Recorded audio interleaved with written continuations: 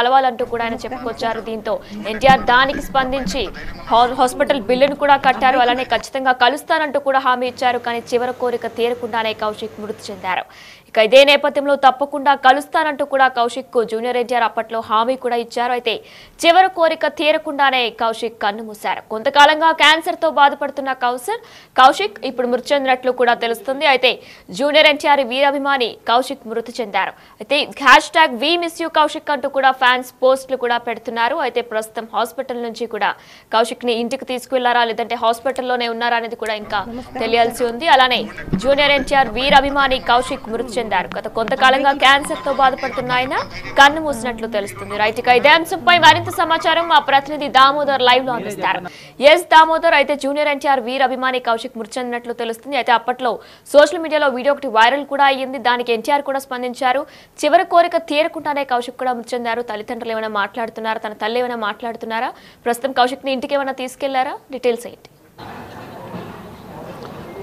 వినయ్ని ఏదైతే ఎన్టీఆర్ వీరాభిమాని కౌశిక్ దేవరా సినిమా విడుదల సందర్భంలో తనకు క్యాన్సర్, బోనోమారో క్యాన్సర్ ఉంది, తాను దేవరా సినిమా చూసిన తర్వాత మరణిస్తానంటూ సోషల్ మీడియాలో పోస్ట్ పెట్టడం, ఆ తర్వాత ఏదైతే ఈ విషయం మీద స్పందించి జూనియర్ ఎన్టీఆర్ అతనితో బెంగళూరులో ఉన్న అతని ఆసుపత్రిలో మాట్లాడడం, ఆ తర్వాత కొంత ఆర్థిక సాయం జూనియర్ ఎన్టీఆర్తో పాటు వివిధ రకాల దాతలు, అబ్బాయి చదువుతున్న ఎమరాల్డ్ కళాశాలలో డిగ్రీ ద్వితీయ సంవత్సరం చదువుతున్నాడు. అదేవిధంగా ఏదైతే టీటీడీ ఉద్యోగులు, తండ్రి టీటీడీ ఉద్యోగ పనిచేస్తున్నారు, వీరందరి సహకారంతో కొంత ఆర్థిక సహాయం అందించారు. ప్రస్తుతం అతను నిన్న అర్ధరాత్రి మరణించినట్టు తెలుస్తుంది. వారి కుటుంబ సభ్యులు సుమారు ఒక ఒంటరి పోరాటం చేసిందని చెప్పవచ్చు. ఒక మహిళ అయినా కానీ ఆమె ఎంతో కష్టపడి తన కుమార్ని బతికించుకోవడం కోసం అటు దాతల సాయంతో పాటు తాను కూడా సంపాదించిన డబ్బులు మొత్తం ఖర్చు పెట్టింది. సుమారు 30 నుంచి 50 లక్షల వరకు ఖర్చు పెట్టారు. అమ్మ, ఎప్పుడు మరణించాడు, ఎలా జరిగింది?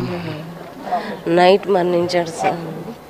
నైట్ 11 గంటలకి చనిపోయినాడు. ఆడ ట్రీట్మెంట్ తీసుకున్నామా, డిశ్చార్జ్ అయిపోయిన 3 మంత్స్ వరకు అక్కడే ఉండమన్నారా. 3 మంత్స్ ఇంకా 10 డేస్ అయితే 3 మంత్స్ అవుతుంది. అయితే అప్పుడు ఏం జరిగిందంటే 10 డేస్ ఉందనంగా వాళ్ళు హాస్పిటల్కి పోయినాం. కొద్దిగా టైట్గా ఉంటే హాస్పిటల్కి పోయినాం. హాస్పిటల్కి పోతే వాళ్ళు బ్లడ్ టెస్ట్ చేస్తారు, సిటీ స్కాన్ చేశారు. మీ అబ్బాయి ఇంకా బ్రతకడమ్మా, తీసుకెళ్ళిపోండి అని చెప్పారు.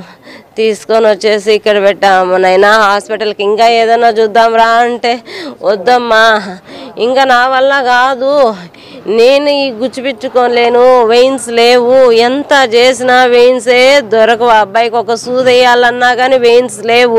కాళ్ళల్లో చూస్తారు, చేతుల్లో చూస్తారు, ఏం చేసినా లేవని చెప్పేసి అబ్బాయికి నేను ఇంట్లోనే ఉంటా, ఎక్కడికి పో, నేను చనిపోయేటప్పుడు కానీ ప్రశాంతంగా చనిపోతానమ్మా, నాకు తెలిసి నేను చనిపోతాననేసి నన్ను ప్రశాంతంగా పెట్టమ్మా, నన్ను ప్రశాంతంగా చనిపోనివు. 1.5 year ఇంట్లోనే చనిపోయాడమ్మా, ఇంట్లోనే చనిపోయినాడు. నిన్ను ప్రశాంతంగా చనిపోనివమ్మా, ఈ 10 రోజులన్నా నన్ను ప్రశాంతంగా ఉన్నవమ్మా అని చెప్పారు. నైట్ ఏదైతే నిన్న రాత్రి 11 గంటల సమయంలో కౌశిక్ తన మృత్యు ఒడిలోకి చేరుకున్నారు. అతని అంత్యక్రియలు ఏర్పాట్లు ప్రస్తుతం జరుగుతున్నాయి. ఇందుకోసం పెద్ద సంఖ్యలో అతని స్నేహితులతో పాటు కళాశాల స్నేహితులు, వారి బంధువులు కూడా వచ్చారు. వీరందరూ అతని అంతిమయాత్రలో పాల్గొనడానికి ఇక్కడికి చేరుకున్నారు.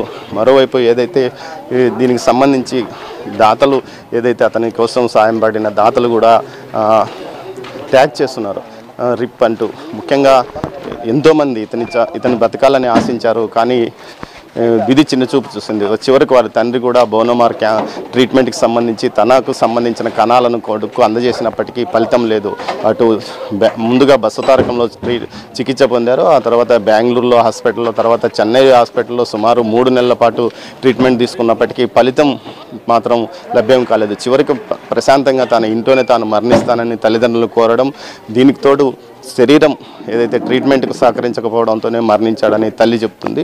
మొత్తం మీద అయితే ఇది పెద్ద విషాదం అని చెప్పవచ్చు. ఆ అబ్బాయి కోసం తమ ఆశలను ఏదైతే తమ జీవితాంతం కష్టపడి సంపాదించిన మొత్తం ఖర్చు పెట్టారు. మరోవైపు దాతల సహకారం అడిగారు. అటు స్నేహితులు, అటు టీటీడీలో ఉద్యోగులు, అతనికి సంబంధించిన